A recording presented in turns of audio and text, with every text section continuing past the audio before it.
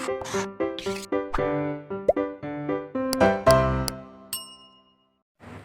बच्चों, blueprint digital में आपका स्वागत है। मैं आपकी गणित की टीचर मोनिका। बच्चों, आज हम अपना एक नया चैप्टर स्टार्ट करने वाले हैं, अध्याय 4 द्विघात समीकरण। तो इस चैप्टर में हम क्या क्या पढ़ेंगे पहले ये देख लेते हैं। तो इसमें सबसे पहले हम बात करेंगे द्विघात समीकरण के बारे में कि द्विघात समीकरण होती क्या है, इसका मानक रूप क्या है और द्विघात समीकरण के मूल क्या होते हैं। फिर हम द्विघात समीकरण को हल करना सीखेंगे। उसमें हम इसकी 3 विधियों के बारे में बात करेंगे, गुणनखंड विधि, पूर्ण वर्ग बनाकर और द्विघात सूत्र द्वारा, जिसे हम श्रीधराचार्य सूत्र भी कहते हैं। फिर हम बात करेंगे कि हमारे पास कुछ ऐसी समीकरण होती है कि जो द्विघात नहीं है, तो पहले हम उन्हें द्विघात समीकरण में बनाएंगे और फिर उन्हें हम हल करेंगे, और हल करने में हम इन तीनों में से किसी भी विधि का प्रयोग कर सकते हैं। फिर हम द्विघात समीकरण के मूलों की प्रकृति के बारे में बात करेंगे। ये जो द्विघात समीकरण के मूल पढ़ेंगे कि इनकी प्रकृति कैसी है, वो वास्तविक है, अवास्तविक है, बराबर है या काल्पनिक है, तो उनकी प्रकृति के बारे में पढ़ेंगे। इसमें हम क्वेश्चन को पहले हल करेंगे और फिर हम उसे बता पाएंगे कि उसकी प्रकृति किस तरह की है। फिर हम द्विघात समीकरणों के अनुप्रयोग के बारे में बात करेंगे कि किस तरह के सवाल है, कौन कौन से सवाल हैं जिन्हें हम द्विघात समीकरण से हल कर सकते हैं। तो इस चैप्टर में हम ये सब पढ़ने वाले हैं और आज हम स्टार्ट करने वाले हैं अपना पहला टॉपिक, द्विघात समीकरण। कि द्विघात समीकरण क्या होते हैं, इनका मानक रूप क्या है और मूल क्या होते हैं। टॉपिक स्टार्ट करने से पहले हमारे चैनल को सब्सक्राइब करें और बेल आइकन भी क्लिक करें। बच्चों, द्विघात समीकरण पढ़ने से पहले हम एक बार बहुपद को रिवाइज कर लेते हैं। हमने पहला एक चैप्टर पढ़ा था बहुपद, जिसमें हमने उसके वर्गीकरण के बारे में पढ़ा था और उसमें हमने रैखिक बहुपद, द्विघात बहुपद और त्रिघात बहुपद के बारे में बात की थी। तो उसमें जो हमारा द्विघात बहुपद है वो क्या होता है, तो उसमें हमने बताया था कि जो द्विघात बहुपद है उसे हम या तो fx से दिखाते थे या फिर px से दिखाते थे। तो वो क्या होता था, वो चर और अचर से मिलकर बनता था, और जिसमें क्या होता है एक से ज्यादा पद होते हैं वो द्विघात बहुपद है। और उसमें चर की जो अधिकतम घात होती थी वो कितनी होती थी, 2 होती थी। यानी कि अगर मैं ऐसे लिखूं 2x² + 3x + 1, तो ये मेरा क्या है, द्विघात बहुपद है। द्विघात बहुपद है क्योंकि ये चर और अचर से मिलकर बना है। ये जो हमारा इसमें चर है x, इसकी जो अधिकतम जो घात है वो 2 है, इसीलिए इसे हम क्या कहेंगे, द्विघात बहुपद कहेंगे। और इसे हम इस तरह से लिखते हैं, px = 2x² + 3x + 1। तो अब द्विघात समीकरण क्या होती है, तो द्विघात समीकरण क्या होती है, जब हम द्विघात बहुपद को क्या कर लेते हैं, 0 के बराबर लिख देते हैं। जो हमारा ये px है, अगर मैं इसको क्या कर दूं, इसके बराबर 0 कर दूं, तो ये समीकरण बन जाएगी। मतलब ये जो 2x² + 3x + 1, इसे मैं अगर लिख दूं बराबर 0, तो ये क्या होगा, ये हमारी द्विघात समीकरण होगी। ठीक है, तो द्विघात बहुपद और द्विघात समीकरण में सिर्फ इतना अंतर है, ये 0 के बराबर हम इसे नहीं लिखते हैं और इसे हम 0 के बराबर लिख सकते हैं। तो ये द्विघात बहुपद होती है। एक एग्जांपल से समझते हैं। हमारे पास एक क्या है, आयत है, और इस आयत का क्या दिया हुआ है, क्षेत्रफल दिया हुआ है कितना, 84 मीटर स्क्वायर। और इसमें एक संबंध बताया है कि जो ये हमारा आयत है, इसकी जो लंबाई है वो चौड़ाई की कितनी है, 5 गुनी है या 5 अधिक है। इस आयत की लंबाई जो है वो चौड़ाई से कितनी है, 5 अधिक है। अगर मैं इसकी चौड़ाई x मान लूं तो इसकी लंबाई क्या हो जाएगी, x + 5। और जो आयत होता है उसका क्षेत्रफल क्या होता है, आयत का क्षेत्रफल बराबर होता है लंबाई गुना चौड़ाई। क्षेत्रफल इसमें दिया है 84 और लंबाई x + 5 और चौड़ाई x। इसे हम हल कर लेते हैं, तो ये हो जाएगा 84 = x² + 5x। तो ये कैसे लिखा जाएगा, x² + 5x - 84 = 0। तो ये क्या बन गई हमारी, ये द्विघात समीकरण बन गई। देखो इसमें जो चर है उसकी जो अधिकतम घात है कितनी है, 2 है। तो द्विघात 2 घात वाला है, तो x की घात 2 है और ये हमारा किसके बराबर है, 0 के बराबर है, इसलिए द्विघात समीकरण होगी। अगर यहाँ पे 0 ना होता तो ये बहुपद होता। तो बहुपद में और समीकरण में इतना ही अंतर है कि समीकरण जो होती है वो 0 के बराबर होती है और बहुपद नहीं होता है 0 के बराबर। तो अगर हमें ऐसे शब्दों में भी कोई सवाल दिया हुआ हो तो उसको हम क्या है, द्विघात समीकरण उसकी बना सकते हैं। अब आप इसे हल करके क्या है, x का मान निकाल लेंगे, फिर आपकी चौड़ाई भी निकल जाएगी, उसमें लंबाई भी निकल जाएगी। जैसे अब इसे हल कैसे करेंगे हम, एक्स स्क्वायर प्लस ये है 84 के हमें ऐसे गुणनखंड करने हैं जिसे माइनस करने पर 5 आए और मल्टीप्लाई करने पर, गुना करने पर 84 आए। तो 12 सत्ते 84। पहले में से हम x कॉमन ले लेंगे तो x प्लस 12 बचेगा, फिर हम माइनस 7 कॉमन लेंगे तो x प्लस 12 बचेगा बराबर 0। x प्लस 12 दोबारा से कॉमन ले लिया और ये हो जाएगा x माइनस 7 बराबर 0। एक बार इसे 0 रखेंगे तो ये हो जाएगा x बराबर माइनस 12 और एक बार हो जाएगा x बराबर 7। अब लंबाई और चौड़ाई माइनस में तो होगी नहीं, तो ये तो इसका आंसर नहीं होगा। तो आंसर क्या होगा इसका 7, यानी कि चौड़ाई कितनी होगी 7, लंबाई कितनी होगी 7 प्लस 5 यानी कि 12 और 12 सत्ते 84, ये क्या है इसका क्षेत्रफल है। तो ये क्या होती है हमारी द्विघात समीकरण होती है। अब इसकी अगर हम एक स्टैंडर्ड फॉर्म की बात करें, मानक रूप की बात करें, तो वो क्या होती है, तो द्विघात समीकरण का जो स्टैंडर्ड फॉर्म होती है उसे हम ऐसे लिखते हैं ax square plus bx plus c बराबर 0, जहां a कभी भी 0 नहीं होगा, क्योंकि अगर a ही 0 हो जाएगा तो ये पूरा जो पद है हमारा 0 हो जाएगा, तो ये द्विघात नहीं रहेगा। तो द्विघात समीकरण में ax square plus bx plus c बराबर 0, और जहां a कभी भी 0 नहीं होगा और a b c ये कैसे होंगे, ये अचर राशियां होंगी,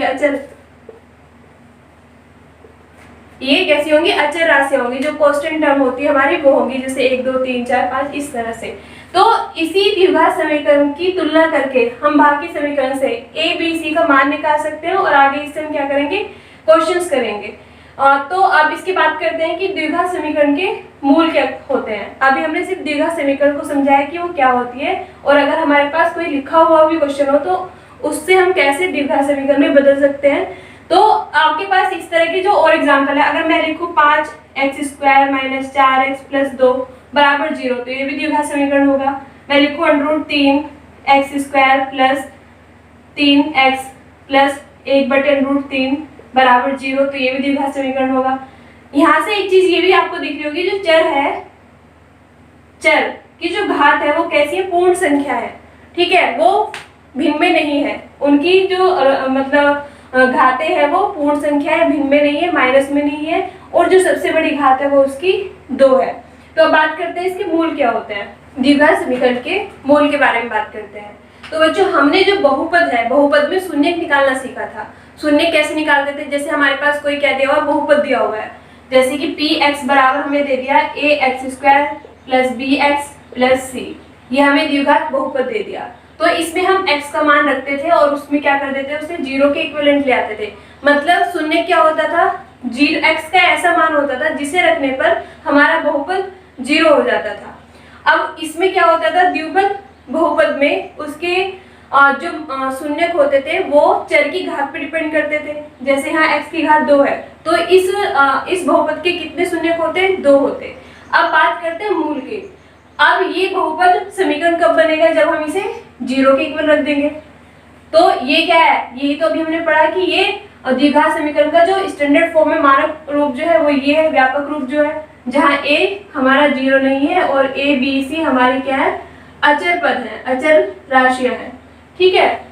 तो इसके मूल क्या होंगे, तो द्विघात समीकरण के मूल कुछ भी नहीं होते। द्विघात समीकरण के मूल जो होते हैं वो बहुपद के शून्यक ही होते हैं। मतलब द्विघात समीकरण के भी इसमें हम देखेंगे जो हमारा चर है x, उसकी घात कितनी है, 2 है, तो इसके भी ज्यादा से ज्यादा कितने मूल होंगे, सिर्फ 2 मूल होंगे, ठीक है। तो इसके मूल क्या होंगे, जो हमारे बहुपद के जो शून्यक होंगे वही द्विघात समीकरण के मूल होंगे, और अधिकतम इसके 2 मूल हो सकते हैं, अधिकतम 2 मूल हो सकते हैं। अब ये वास्तविक भी हो सकते हैं, वास्तविक के साथ साथ ये समान भी हो सकते हैं, वास्तविक और भिन्न भी हो सकते हैं, और काल्पनिक भी हो सकते हैं। मतलब ये क्या है, इनकी प्रकृति है, किसकी, मूलों की प्रकृति है, कि कोई भी द्विघात समीकरण जो होगी जब उसके मूल निकालेंगे तो उनकी प्रकृति कैसे होगी। इसे हम क्वेश्चन हल करके सीखेंगे और उसमें हम बाद में बताएंगे कि ये जो हमारी द्विघात समीकरण थी इसके जो हमारे मूल निकल के आए वो किस तरीके के हैं, वास्तविक समान है, वास्तविक या भिन्न है, या फिर वो काल्पनिक है। जैसे अगर मेरे पास एक क्वेश्चन लिखा हुआ है कि x माइनस 2 का होल स्क्वायर प्लस 1 बराबर 2x माइनस 3। कई बार आपको ऐसे कुछ भी क्वेश्चन दे देता है, समीकरण दे देता है, और वो पूछता है कि ये द्विघात समीकरण है या नहीं है। तो हम क्या करेंगे, जो भी हमें इक्वेशन दी हुई है उसे हम हल करेंगे, फिर हम चेक करेंगे कि जो उसमें चर है उसकी जो अधिकतम घात है 2 या नहीं है। 2 है तो वो द्विघात समीकरण है और बराबर 0 आ रहा है, और 2 नहीं है तो वो द्विघात समीकरण नहीं है। तो इसे हम कैसे करेंगे, यह x माइनस 2 का होल स्क्वायर, तो हम इसे यहाँ फॉर्मूला खोल लेंगे। कौन सा, x माइनस बी का होल स्क्वायर से, वो क्या होता है a square plus B square minus 2ab। तो यहाँ फॉर्मूला खोलेंगे तो ये हो जाएगा x square plus 4 square minus 4x plus 1 बराबर 2x माइनस 3। ये रहा x स्क्वायर हमारा, ये माइनस 4x है, ये 2x प्लस का इधर लाएंगे तो माइनस का 2x हो जाएगा, ये प्लस का 5 और ये माइनस इधर आएगा तो प्लस का 3 बराबर 0। तो ये इक्वेशन बन गई हमारी x square minus 6x plus 8 बराबर 0।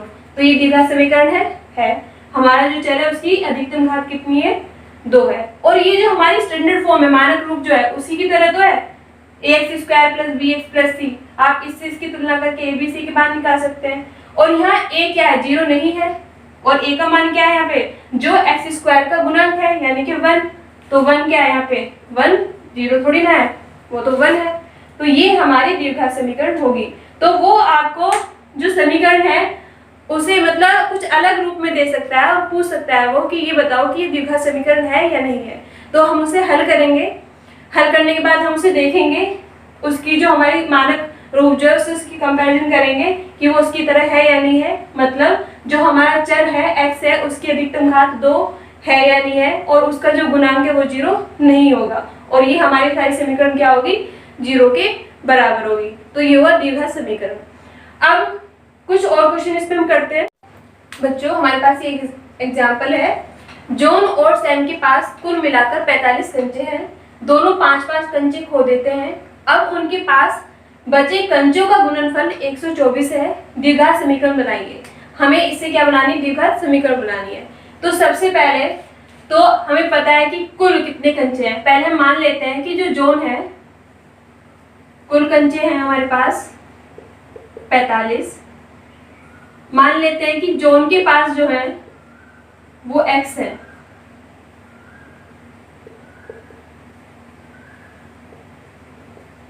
तो सैम के पास कितने होंगे। देखो कुल कंचे 45 है, हमने मान लिया कि जॉन के पास जो कंचे है वो x है, तो सैम के पास कितने होंगे, टोटल में से x माइनस कर लो यानी कि 45 माइनस x होंगे। अब हमें आगे बताया कि दोनों ने 5-5 कंचे खो दिए, मतलब ये जो है हमारा x में से कितने गए, 5 गए, और जो सैम है उसने भी 5 खो दिए यानी कि 45 माइनस x माइनस 5, इसने भी 5 खो दिए। तो अब हमारे पास इतने कंचे आ गए हैं कि जॉन के पास कितने x माइनस 5 है और सैम के पास 45 माइनस x माइनस 5 यानी कि 40 माइनस x है। ठीक है, अब इन दोनों का जो गुणनफल है, जो अब कंचे बचे हैं यानी कि इसका और इसका जो गुणनफल है वो 124 के बराबर है। तो प्रश्न में क्या दिया हुआ हमें, प्रश्न अनुसार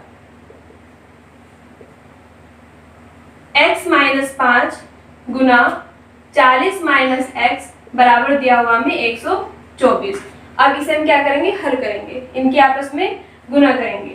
तो इसकी इसमें करेंगे हो जाएगा 40x, इसकी इसमें करेंगे तो माइनस x स्क्वायर, फिर ये हो जाएगा 200 और ये 5x प्लस का बराबर 124।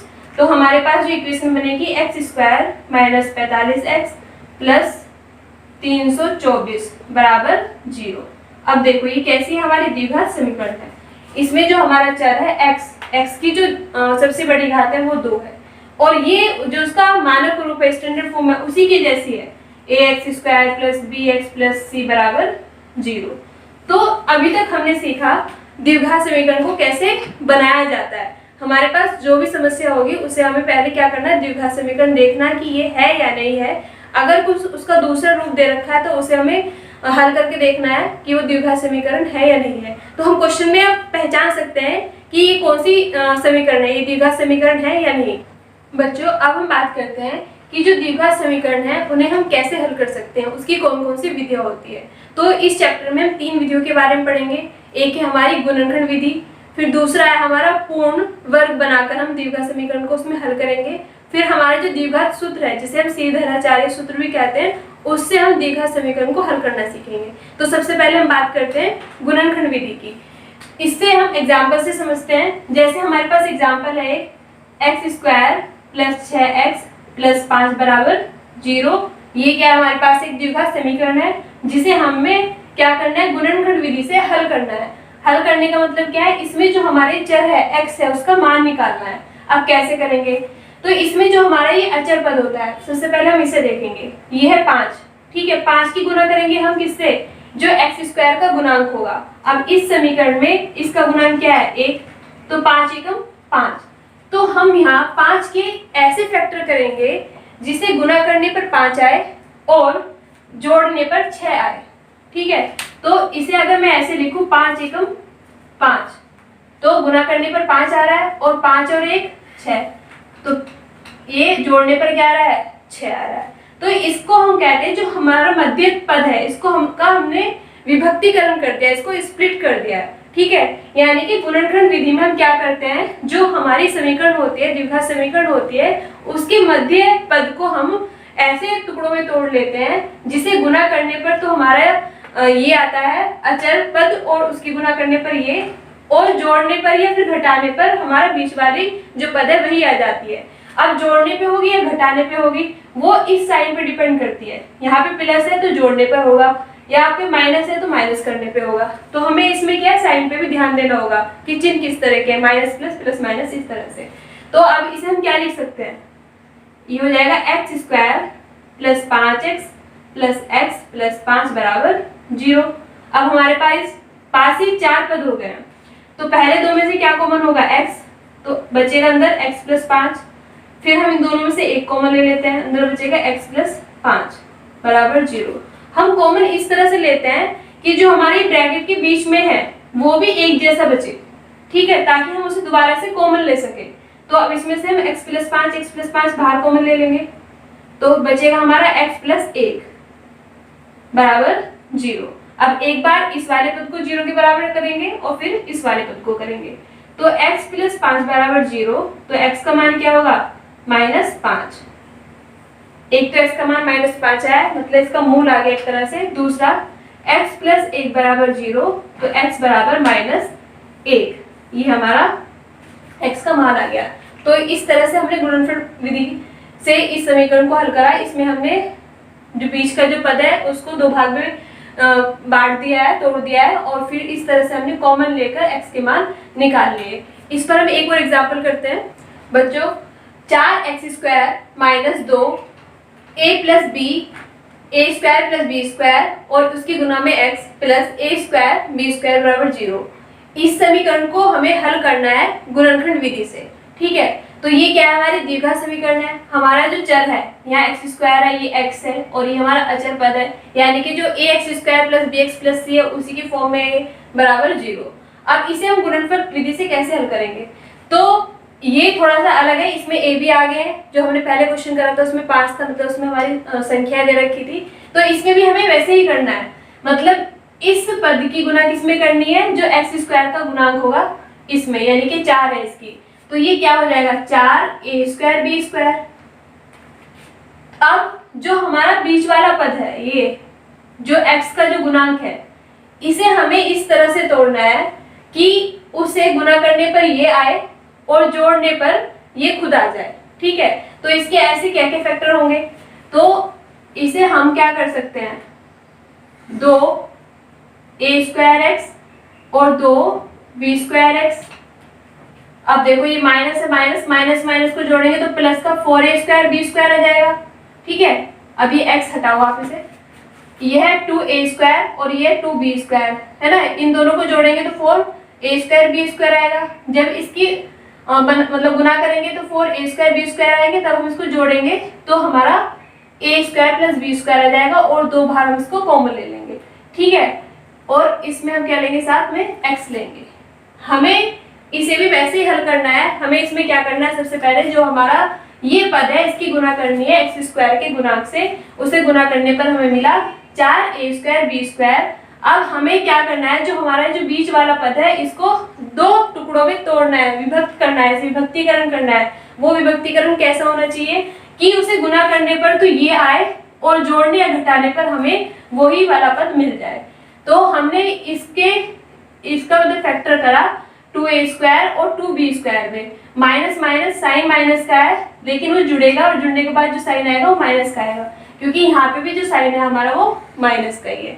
ठीक है, इसे अब हम कैसे लिखेंगे, 4x² minus 2a² minus 2b² plus a² b² बराबर 0।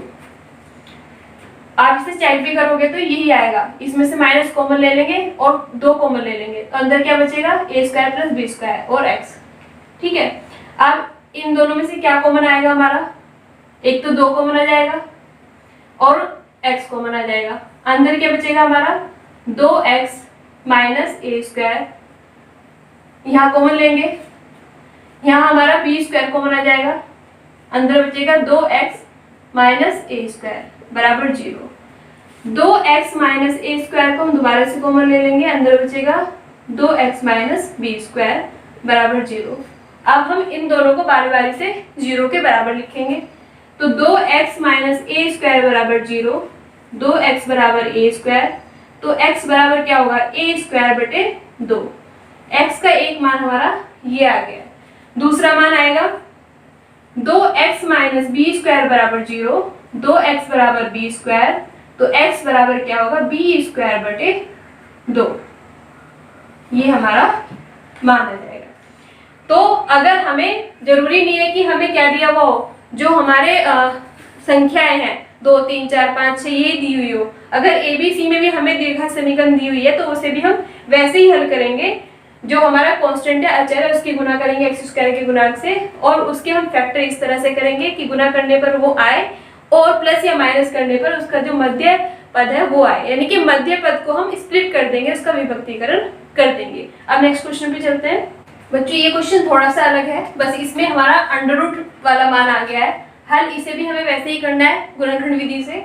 इसमें भी हम क्या करेंगे, जो हमारा ये अचर पद है इसकी गुणा करेंगे x² के गुणांक से, यानी कि 6 × 6।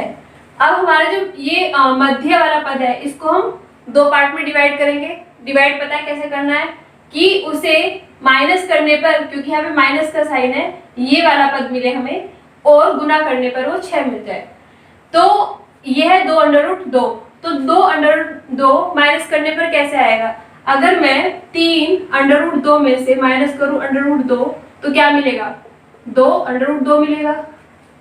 अब इन दोनों की गुणा करके देखते हैं, है ना। तो 3√2 गुना √2, तो ये हो जाएगा 3। √2 की √2 में गुना करेंगे तो क्या जाएगा 2, और 2 3 6, यानी कि गुना करने पर हमें 6 भी मिल रहा है। तो इसको हम इन में स्प्लिट कर सकते हैं, ठीक है। और इसके साथ हम क्या लिखेंगे, x लिखेंगे। तो इसकी जगह लिखेंगे हम इसे x² plus 3√2x minus √2x minus 6 बराबर 0। अब इसमें से कॉमन लेंगे, क्या x कॉमन आएगा, अंदर बचेगा x प्लस 3√2 माइनस, इसमें से क्या कॉमन लेंगे, इसमें से हम √2 कॉमन ले लेते हैं, ठीक है। तो यहाँ तो x बचेगा।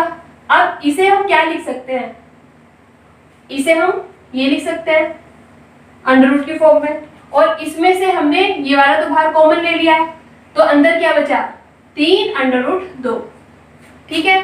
जो 6 है उसे हमने अंडर की फॉर्म में लिख लिया। हमने यहाँ पे तो लिखा था ये कि 6 को हम कैसे लिख सकते हैं, मतलब इसे हमने जब हल करा था तो 6 आया था, यानी कि 6 को हम ये लिख सकते हैं। तो हमने यहाँ 6 की जगह ये लिख दिया, फिर उसमें से हमारा √2 बाहर कॉमन आ गया, तो हमारा अंदर ये बचा। अब इन दोनों को, ये प्लस का बचेगा, इन दोनों को कॉमन ले लेंगे, x प्लस 3√2, तो बचेगा हमारा x माइनस √2 बराबर 0। ये भी बराबर 0 के है। अब बारी बारी से इन्हें 0 के बराबर लिख देंगे, तो x का मान आएगा माइनस 3√2 और दूसरा मान आएगा x बराबर √2। तो इस तरह से हम गुणनखंड विधि से द्विघात समीकरण को हल कर सकते हैं। इस विधि में हमें कुछ नहीं करना है। सबसे पहले हमें अपना अचर पद देखना है। अचर पद की गुना हमें x स्क्वायर के गुणांक से करनी है। फिर जो हमारा बीच वाला जो पद है उसे हमें विभक्तिकरण करना है, उसको स्प्लिट करना है। अब ये देखना है कि स्प्लिट कैसे करेंगे। तो उस पद को हम इस तरह से स्प्लिट करते हैं कि गुना करने पर हमें जो हमारा अचर पद और इसकी गुना करने पर आया था वो संख्या मिले। और यहाँ का साइन देखेंगे हम, अगर माइनस है तो माइनस करने पर ये मध्य वाला टर्म मिलना चाहिए, अगर प्लस है तो प्लस करने पर ये मध्य वाला टर्म मिलना चाहिए। और हम इस वाले साइन का भी इसमें ध्यान रखेंगे, ठीक है। और फिर हम उसमें से बाद में ये कॉमन लेकर इसको क्या करेंगे, 0 के इक्वल ले जाएंगे और x का मान निकाल लेंगे। अब हम इसकी दूसरी विधि के बारे में बात करते हैं। द्विघात समीकरण को हल करने की हम दूसरी विधि के बारे में बात करते हैं, जिसमें हम पूर्ण वर्ग बनाएंगे, ठीक है। अब जैसे हमारे पास कोई एग्जांपल है, हम समझ लेते हैं। 2x square minus 5x plus 3 बराबर 0। ये एक हमारे पास द्विघात समीकरण है जिसे हमें पूर्ण वर्ग बनाकर इसे हल करना है, ठीक है। तो पूर्ण वर्ग बनाकर हमारे पास एक फॉर्मूला होता है a प्लस बी का होल स्क्वायर। ये होता है a square plus B square plus 2ab। तो हमें इस समीकरण को इस रूप में लिखना है, इसका पूर्ण वर्ग बनाना है, इस तरह से बनाना है। तो अब x का तो स्क्वायर हो रहा है, लेकिन ये 2 इसका स्क्वायर नहीं हो रहा है। मतलब अगर यहाँ पे 4 होता तो हम इसको क्या लिख सकते थे, 2x का होल स्क्वायर लिख देते, तो ये a हो जाता हमारे पास, ठीक है। तो हम इसको ऐसे भी लिख सकते हैं, x square minus 5/2x plus 3/2 बराबर 0। अब हमें a स्क्वायर तो मिल गया है, a स्क्वायर का मतलब x स्क्वायर, a स्क्वायर तो हमें मिल गया है। इस समीकरण में वो क्या है, x स्क्वायर है, यानी कि a का मान क्या है, यहाँ पे x है। अब हमें b का मान बनाना है। इसमें b का मान यहाँ पे क्या है, x, ये हमारा a है, तो ये कुछ क्या होगा, b होगा। और इसमें हमें क्या चाहिए, 2 और चाहिए, 2ab। इसे बनाएंगे अब हम इससे 2ab। तो इस वाले पद को लेते हैं, ये हमारे पास 5/2x। अगर मैं इस समीकरण में 2 से ऊपर और 2 से नीचे गुना कर दूं तो ये क्या हो जाएगा, 2 गुना 5/4x। ये तो हमारा a है, ये हमारा पूरा b हो गया और ये 2 हो गया, ये हमारा 2ab बन गया। तो इसे हम लिख सकते हैं x square minus 2 5/4x plus 3/2 बराबर 0। अभी हमें क्या बचा है, अभी हमें b स्क्वायर बनाना बचा हुआ है। b तो हमें मिल गया, b है हमारा 5/4। अब b स्क्वायर हमें बनाना है, यानी कि 5/4 का होल स्क्वायर बनाना है। अब वो इससे तो बनेगा नहीं, तो इसे पहले हम उधर ले जाते हैं। x स्क्वायर माइनस 2 गुना 5/4x बराबर माइनस 3/2। अब दोनों तरफ हम क्या करेंगे, प्लस के 5/4 के होल स्क्वायर को जोड़ देंगे। तो इधर भी जोड़ेंगे, x square minus 2 5/4x plus 5/4 का होल स्क्वायर बराबर माइनस 3/2 प्लस 5/4 का होल स्क्वायर, ठीक है। अब ये क्या हो गया हमारा, ये a माइनस बी का होल स्क्वायर बन गया है। a माइनस बी का होल स्क्वायर, a क्या है इसमें x, b क्या है 5/4, इसका ये होल स्क्वायर बन गया है। आप इसे खोल के देखो, यही आएगा सारा। x a स्क्वायर यानी कि x square plus b square plus 5/4 का whole square minus 2ab minus 2a और b। अब इसे जब हम हल करेंगे तो ये हो जाएगा माइनस 3/2 प्लस 25/16। एलसीएम लेके हल करेंगे तो ये आ जाएगा 1/16, यानी कि इसे हम क्या लिख सकते हैं, 1/4 का होल स्क्वायर, 4 चौक 16। इसे दोबारा इधर ले आते हैं हम, तो ये हो जाएगा x माइनस 5/4 का होल स्क्वायर माइनस 1/4 का होल स्क्वायर बराबर 0। अब ये यहाँ पे भी दोबारा से एक फॉर्मूला बन गया है, किसका, a square minus b square का। वो क्या होता है, a प्लस b और a माइनस b, यानी कि एक बार हम इन्हें प्लस करके लिखेंगे और एक बार इन्हें हम माइनस करके लिखेंगे। तो ये हो जाएगा x माइनस 5/4 प्लस 1/4 और x माइनस 5/4 माइनस 1/4 बराबर 0। हल कर लेते हैं फिर। तो ये हो जाएगा x माइनस, यहाँ से 4 कॉमन लेंगे तो ऊपर भी क्या बचेगा, माइनस का 5 प्लस का 1, तो माइनस का 4/4। इसे हम हल करेंगे तो ये हो जाएगा क्या, माइनस का 6/4 बराबर 0। इसे ये हो जाएगा x माइनस 1 बराबर 0, यानी कि x का मान 1 आ गया। इसे 0 के बराबर लिखेंगे। x माइनस 6/4 बराबर 0, तो x बराबर 6/4 यानी कि 3/2। तो x का हमारा दूसरा मान निकला 3/2। तो इस तरह से हमने क्या करा, इस समीकरण में सबसे पहले हमें ये ध्यान देना है कि हमें a स्क्वायर और b स्क्वायर बनाना है। सबसे पहले हमने फॉर्मूला लिखा a प्लस बी का होल स्क्वायर, तो वो ये होता है। तो इस द्विघात समीकरण को हमें इस रूप में लेके जाना है, ठीक है। तो सबसे पहले जो हमारा चर है, ये चर के साथ कोई संख्या है तो हम उसे देखते हैं कि वो कैसे a स्क्वायर के फॉर्म में बदल जाएगी। फिर उसके बाद हम उसमें हमारा b क्या होगा, है ना, जैसे 2ab, तो b क्या हो सकता है। अगर हमें किसी संख्या से मतलब गुना या भाग करनी है तो उसे हम उसमें कर लेंगे, ठीक है। तो इस तरह से फिर हम करके उसे a प्लस बी या a माइनस बी का फॉर्मूला से बना सकते हैं। फिर उसे जब हम हल करेंगे तो दूसरा भी एक और फॉर्मूला बनता है a square minus B square का, उसे हम खोलेंगे और फिर 0 के बराबर ले जाकर उसे हम क्या कर लेंगे, हल कर लेंगे। इस पर हम एक और एग्जाम्पल करते हैं। बच्चों इस क्वेश्चन में हमने संख्याओं के जगह पे a भी ले लिया है ना। तो इसमें भी कुछ अलग नहीं है, बस थोड़ा सा देखने में ही अलग लग रहा है। इसे हमें हल वैसे ही मेथड से करना है, मतलब क्या करना है, इसमें पूर्ण वर्ग बनाना है। पूर्ण वर्ग मतलब या तो हमें a प्लस बी का होल स्क्वायर बनाना है या a माइनस बी का बनाना है। तो माइनस वाले का फॉर्मूला क्या होता है, a square plus B square minus 2ab।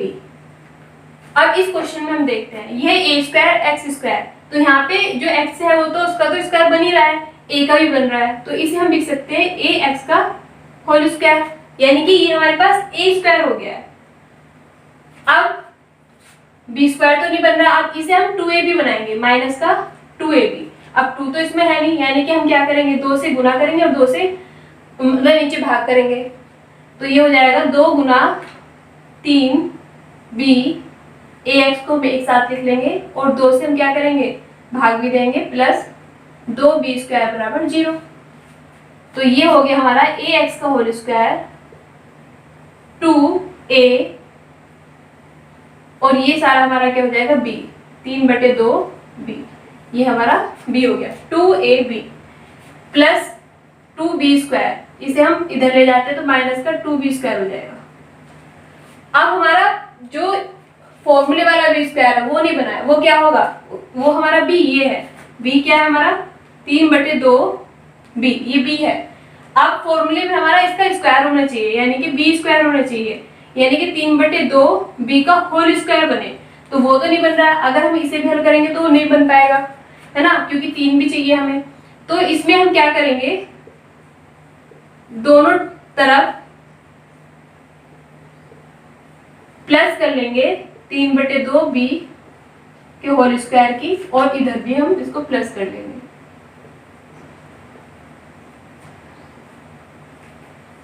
अब इसे हम हल कर लेते हैं। ये तो हमारा फॉर्मूला बन गया ax माइनस 3/2b का होल स्क्वायर, ये a माइनस बी का होल स्क्वायर का फॉर्मूला बन गया a square plus b square minus 2ab। अब इसे हम हल करेंगे, minus 2b square plus 9b square 4। तो इसे हल करने पर इसकी तरह मल्टीप्लाई करेंगे, ये हो जाएगा माइनस का 8b square plus 9b square 4, यानी कि b स्क्वायर 4 आ गया।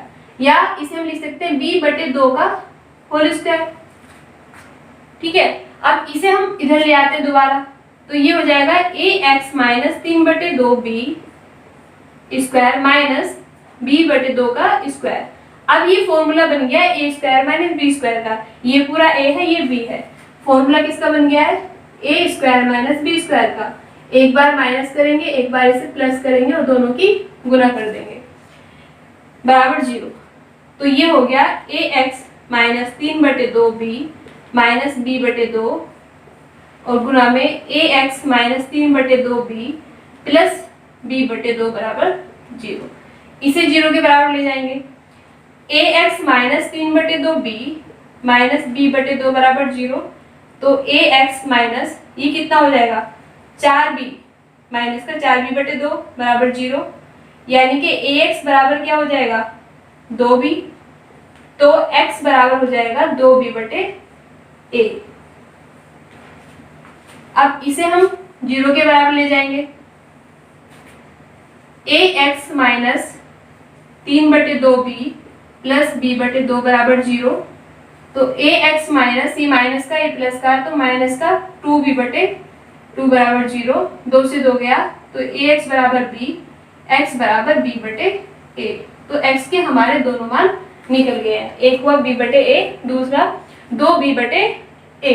ये थी हमारी पूर्ण वर्ग बनाकर हम कैसे द्विघात समीकरण को हल कर सकते हैं। अब हम इसका एक और मेथड है हमारे पास तीसरा, जो हमारा एक सूत्र है द्विघात सूत्र। द्विघात सूत्र को हम श्रीधराचार्य सूत्र भी कहते हैं, श्रीधराचार्य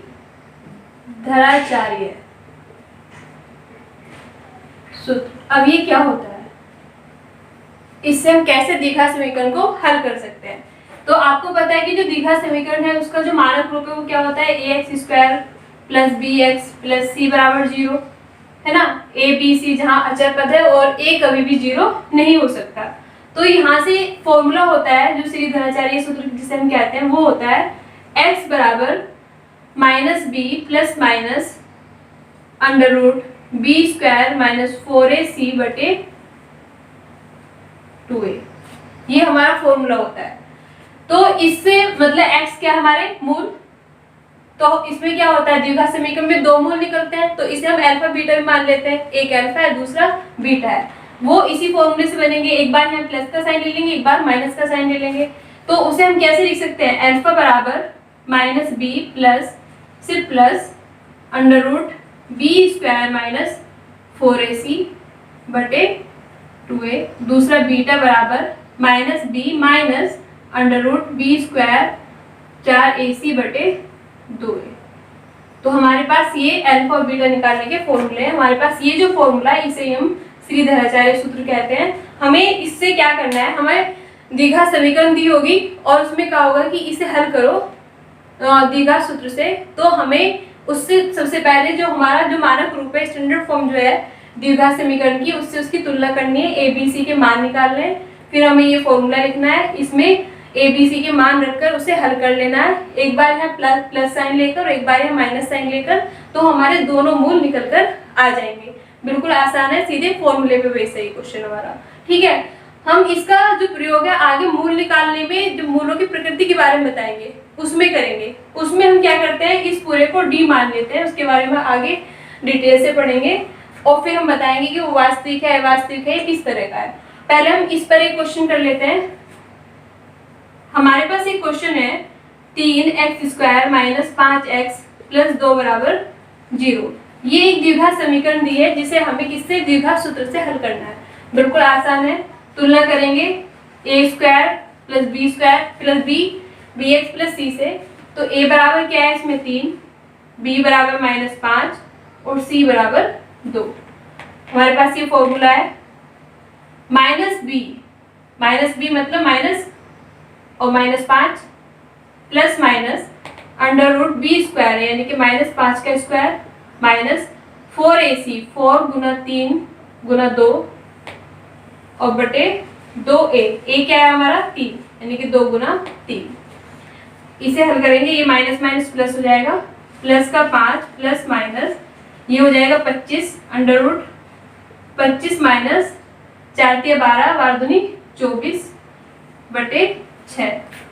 5 प्लस माइनस √1/6 या 5 प्लस माइनस 1/6।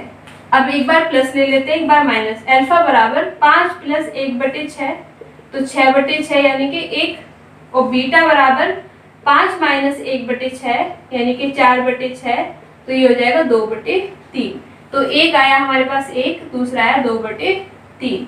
तो इस तरह से हम इस फॉर्मूले से सीधे क्या निकाल सकते हैं, हम अपने मूल निकाल सकते हैं, जो द्विघात समीकरण है उसे हल कर x के मान निकाल सकते हैं। तो बच्चों आज के चैप्टर में हमने द्विघात समीकरण को हल करना सीखा। उसकी तीनों विधियों के बारे में हमने बात की, जिसमें हमने पहले गुणनखंड करना सीखा, फिर पूर्ण वर्ग बनाकर भी हम उसको फैक्टर करके एक तरह से x की मान निकाल सकते हैं। फिर हमारा तीसरा जो था ये सूत्र था, जिसपे हम जो हमारे मानक रूप है उससे तुलना करके ABC का मान निकाल देते हैं और सीधे अपने फॉर्मूले में रखकर उसे हल कर कर x के मान निकाल लेंगे।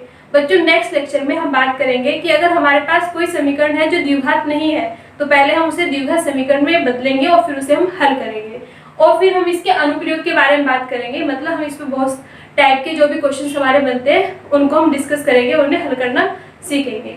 Thank you for watching this video. Please like, share and subscribe this channel. Thank you.